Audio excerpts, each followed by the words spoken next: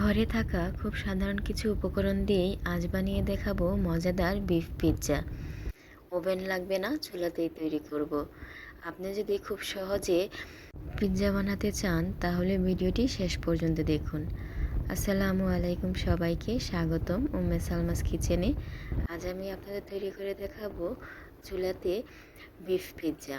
ঘরে থাকা খুব অল্প কিছু উপকরণ দিয়ে আমি আপনাদের তৈরি করে দেখাবো। ভিডিওটি না টেনে সম্পূর্ণ দেখার চেষ্টা করবেন। যারা ভিডিওতে নতুন, লাইক দিয়ে শুরু করবেন অবশ্যই। তাহলে চলুন শুরু করা যাক। আমি এখানে একটি বাটিতে 1 কাপ পরিমাণ পানি নিয়ে নিয়েছি। কুসুম গরম পানি নিয়েছি। এই পানিতে আমি 1 টেবিল চামচ পরিমাণ চিনি দিয়ে দেব। চিনি দিয়ে চিনিটা খুব ভালো করে নেড়েচেড়ে মিশিয়ে নিতে হবে যতক্ষণ না পর্যন্ত চিনিটা গলে যাচ্ছে। খুব ভালো করে নেড়েচেড়ে চিনিটা গলা পর্যন্ত নাড়তে থাকবো। পানিটা অবশ্যই আঙুল ডুবিয়ে রাখা যায় সহনীয় তাপমাত্রা, ওই রকম পানিটা নিতে হবে। আমার চিনিটা গলে গেছে, এখন আমি 1 চামচ পরিমাণ ইস্ট দিয়ে দেব। হালকা গরম পানিতে ইস্ট দিয়ে খানিকক্ষণ নেড়েচেড়ে আমি ঢেকে রেস্টে রেখে দেব কিছুক্ষণের জন্য, 10 মিনিটের মতো রেখে দেব। যারা এখনও আমার চ্যানেলটিকে সাবস্ক্রাইব করেননি তারা অবশ্যই চ্যানেলটিকে সাবস্ক্রাইব করে ভিডিওটি দেখা শুরু করবেন। আমার 10 মিনিট পর ইস্টগুলো দেখতে পাচ্ছেন ফুলে উঠেছে। এর মধ্যে আমি 1.5 কাপ পরিমাণ দিয়ে দিচ্ছি নর্মাল রেগুলার আমরা যে রুটি খাই সেই আটাটা। এর মধ্যে আমি 2 টেবিল চামচ পরিমাণ তেল দিয়ে দিয়েছি অফ ক্যামেরায় ইস্টের মধ্যে। তারপর এর মধ্যে লবণ দিয়ে দিলাম। লবণটা অবশ্যই স্বাদ মতো আপনারা কমিয়ে বাড়িয়ে দিতে পারবেন। খুব ভালো করে মেখে নেব। এই ডোটা তৈরি করার সময় হাতে একটু চিটচিটে লাগে অনেকটা, কিন্তু হাত ধুয়ে নিয়ে আবার শুরু করলে আর হাতে তেমন একটা লাগে না। যদি হাতে লেগে যায় তখন আপনারা কিছু আটা, শুকনো আর তেল ব্যবহার করতে পারেন। আমি ডোটা অনেক নরম রেখেছি। আমি এখানে বেলে রুটিটা তৈরি করব না, হাতে চেপে চেপে পিৎজা রুটিটা তৈরি করে নেব, এজন্য নরম রেখেছি। ঢেকে রেখে দেব আমি 1 ঘন্টার জন্য। আমি ভিডিও তৈরি করার জন্য খুব বেশি সময় রাখতে পারিনি। আপনারা চাইলে 6 ঘন্টা, 8 ঘন্টা, 12 ঘন্টা রাখতে পারেন, যে যার মতো ইচ্ছা। আমি এখানে স্টপিংয়ের জন্য কিছু সবজি কেটে নিচ্ছি। আপনারা পছন্দ অনুযায়ী এই সবজিটা ব্যবহার করতে পারেন, যে যে সবজি খেতে পছন্দ করেন। মাশরুম, সয়া, যে যেরকম সবজি খেতে পছন্দ করেন সেই সবজি দিলেই হবে। আমি এখানে ক্যাপসিকাম, সবুজ আর লাল ক্যাপসিকাম নিয়েছি, আর নিয়ে নেব পেঁয়াজ। খুব বেশি সবজি দেব না। আরেকটা কথা বলে রাখি, আপনারা যদি চিকেন পিৎজা দেখতে চান অবশ্যই আমার চ্যানেলে ঘুরে আসবেন। চিকেন পিৎজার রেসিপিটা দেওয়া আছে, ঘরে তৈরি সস, পিৎজা সস আর চিকেন কিভাবে তৈরি করে পিৎজাটা তৈরি করতে হয় সেই রেসিপিটা দেওয়া আছে। আর আজকে আমি যে পিৎজাটা বানাচ্ছি ঘরে রান্না করা গরুর মাংস থেকে বিফ পিৎজাটা তৈরি করছি। এজন্য বলেছি ঘরে থাকা অল্প খুব সাধারণ উপকরণ দিয়েই আজকের এই বিফ পিৎজা রেসিপিটা আপনাদের সাথে শেয়ার করছি। আপনারা যে কেউ আমার এই দেখানো টিপসগুলো ফলো করলে বাড়িতে খুব সহজেই খুব মজাদার সুস্বাদু পিৎজা তৈরি করে খেতে পারবেন। খুব বেশি একটা ঝামেলা হবে না। আমার পিৎজার ডোটা দেখতে পাচ্ছেন অনেকটাই ফুলে উঠেছিল। এখন আমি আটা ছিটিয়ে এর মধ্যে ঘুরিয়ে ঘুরিয়ে এটাকে তৈরি করে নেব। অবশ্যই এই রুটিটা তৈরি করার জন্য সাইডগুলো একটু মোটা রাখবেন। রুটিটা যেহেতু নরম কিন্তু ছিঁড়ে যাবে না, আবার সুন্দর ছড়িয়ে যাবে। দেখতে পাচ্ছেন সাইডগুলো আমি এভাবে একটু মোটা করে রাখছি, তাহলে খেতে খুব ভালো লাগে। এভাবে করে নিচ্ছি, আস্তে আস্তে করে নেব।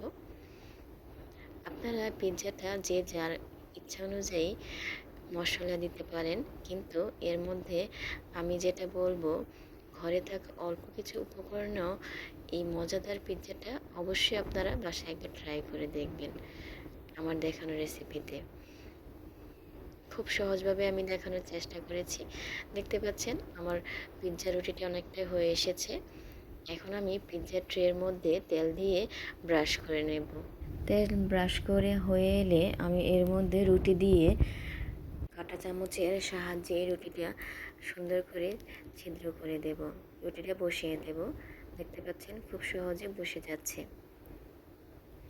এখন একটি কাঁটা চামচের সাহায্যে এই রুটিটাকে আমি ছিদ্র ছিদ্র করে দেব। পিৎজা বানানো খুবই সহজ।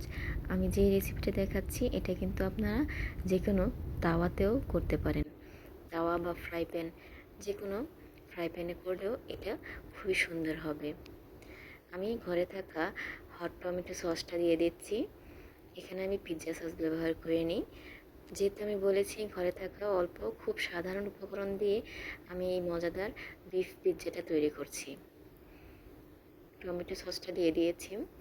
আমি অফ ক্যামেরা সাইডে যে উঁচু অংশটি আছে পিৎজার রুটির, সেই অংশে আমি সস দিয়ে দিয়েছিলাম। এই অংশে সস দিলে কালারটা খুব সুন্দর আসে। এখন আমি চিজ দিয়ে দিচ্ছি, মজারেলা চিজ।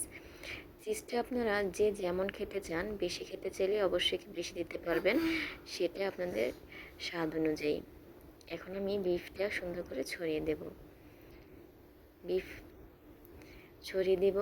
বিফটাও আপনারা স্বাদ অনুযায়ী দিতে পারেন, বেশি খেতে চাইলে বেশি দিতে পারেন। আমি আমার পছন্দ অনুযায়ী দিয়েছি। পিৎজাতে অবশ্যই চিলি ফ্লেক্স ব্যবহার করতে পারেন, কিন্তু আমার বাচ্চারা খাবে এই জন্য আমি চিলি ফ্লেক্সটা ব্যবহার করিনি। আপনারা ব্যবহার করে দেখতে পারেন, ভালো লাগবে। আর অবশ্যই পিৎজার মধ্যে অরিগানো দেওয়ার চেষ্টা করবেন। অরিগানো দেওয়ার ফলে এতে অন্যরকম একটা ফ্লেভার আসে। পিৎজাতে অবশ্যই অরিগানো দেওয়ার চেষ্টা করবেন, নাহলে পিৎজার ফ্লেভারটা ভালো লাগে না। আমি এখানে ক্যাপসিকাম, পেঁয়াজ সব কিছু দিয়ে এখন অরিগানো ছিটিয়ে দিচ্ছি।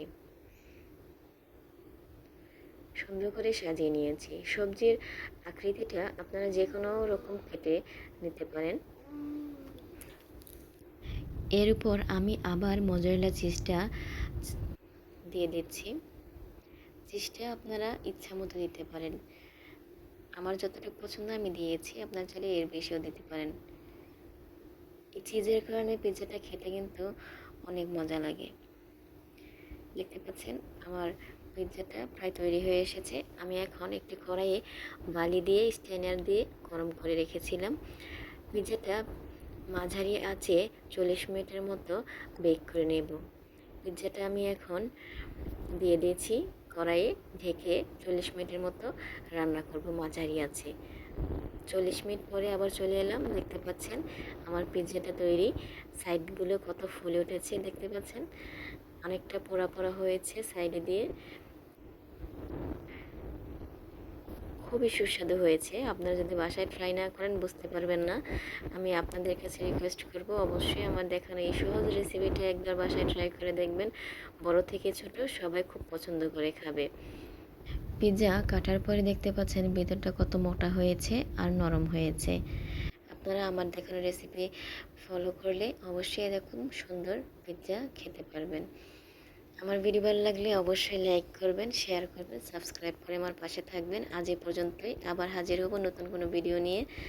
আল্লাহ হাফিজ।